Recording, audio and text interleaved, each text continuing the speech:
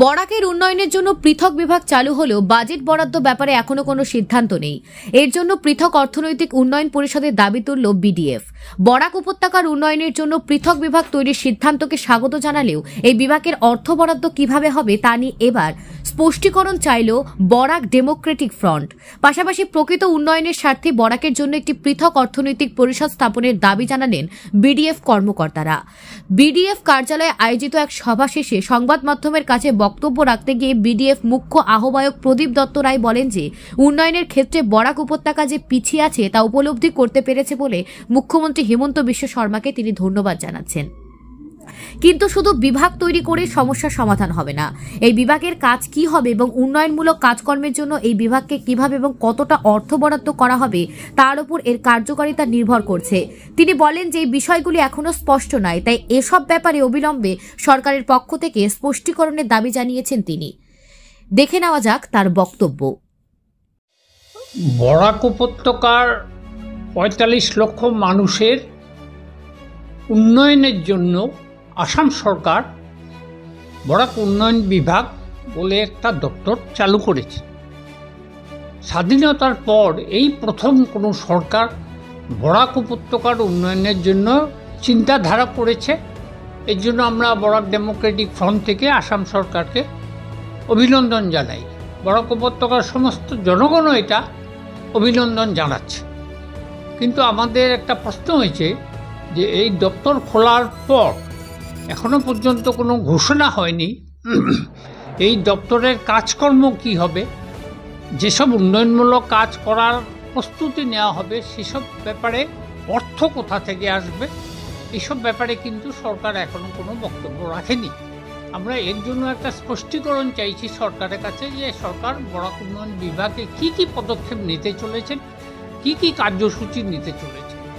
আমাদের মনে হয় আমরা বরাক ডেমোক্রেটিক ফ্রন্ট বিভিন্ন জনসাধারণের সঙ্গে কথা বলে দেখেছি, কারণ দীর্ঘদিনের দাবি Barak development council, economic development council বা অর্থনৈতিক উন্নয়ন পরিষদ, এটা যদি একটা খোলা যায় তাহলে বরাক উন্নয়ন বিভাগের এই যে দপ্তরটা খোলা হয়েছে তার সার্থকতা হবে।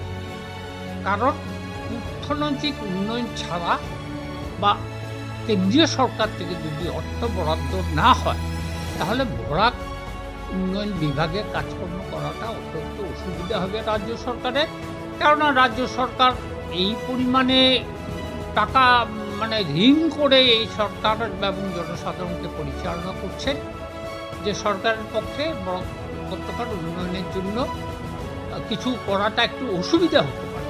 সেই জন্য আমরা কেন্দ্রীয় সরকার এবং রাজ্য সরকারের কাছে অনুরোধ করছি যে বরাক সেপারেট ডেভেলপমেন্ট কাউন্সিলটা যদি গঠন করা যায় তাহলে বরাক উপত্যকার উন্নয়নের জন্য আর কোনো বাধা থাকবে না।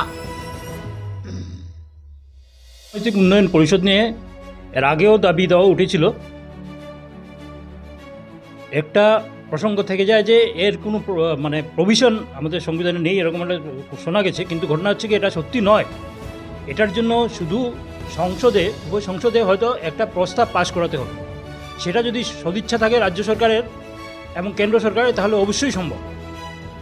উন্নয়ন পরিষদ, অর্থনৈতিক উন্নয়ন পরিষদ যদি বরাকের জন্য তৈরি হয় তাতে কি হবে, তাতে এখানকার যেসব জনগোষ্ঠী রয়েছেন তাদের সবার প্রতিনিধিত্ব থাকবে, ফলে কোনো জনগোষ্ঠী বঞ্চিত হবেন না। এবং দ্বিতীয় কথা হচ্ছে স্থানীয় এই পরিষদ এখানকার মূল সমস্যা সম্বন্ধে সমীক্ষা করে কি কি প্রকল্পে অর্থ ব্যয় করা উচিত এবং সঠিক উন্নয়নের দিশা কীভাবে এগিয়ে নিয়ে যেতে হয় সে ব্যাপারে কেন্দ্রীয় সরকারকে স্পষ্ট নির্দেশনা দিতে পারবে এবং কেন্দ্রীয় সরকার সেই অনুযায়ী অর্থ বরাদ্দ করতে পারবে। ফলে উন্নয়ন গতিশীল হয়ে উঠবে, এটা আমরা মনে করি। এই যে পৃথক উন্নয়ন বিভাগ খোলা হয়েছে এর জন্য অবশ্যই আমরা মুখ্যমন্ত্রীকে ধন্যবাদ জানাচ্ছি, কিন্তু এর অর্থ বরাদ্দের ব্যাপারে সমস্যা থেকেই যাবে আমরা যদ্দূর মনে করছি।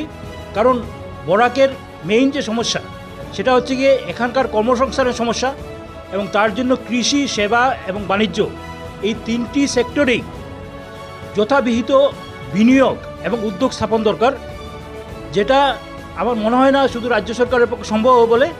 কেন্দ্রীয় সরকারের এই ক্ষেত্রে বরাকের পশ্চাৎপরতা যেটা সেটাকে ভেবে এই ব্যাপারে বিনিয়োগ করতে হবে এবং আরেকটি জিনিস হচ্ছে বরাক উপত্যকার যে ভৌগোলিক অবস্থান এবং বর্তমানে বাংলাদেশ এবং মণিপুরের অস্থির পরিস্থিতির জন্য যে অবস্থা চলছে তাতে এখানকার পরিকাঠামো উন্নয়ন খুবই জরুরি বলে আমরা মনে করি এবং সেই জন্য কেন্দ্রীয় সরকারের কাছে আমরা আহ্বান জানাচ্ছি যে এই উন্নয়ন পরিষদের ব্যাপারে অর্থনৈতিক উন্নয়ন পরিষদের ব্যাপারে সিরিয়াসলি ভাবার জন্য আমরা এই ব্যাপারে স্মারকলিপি জমা দেব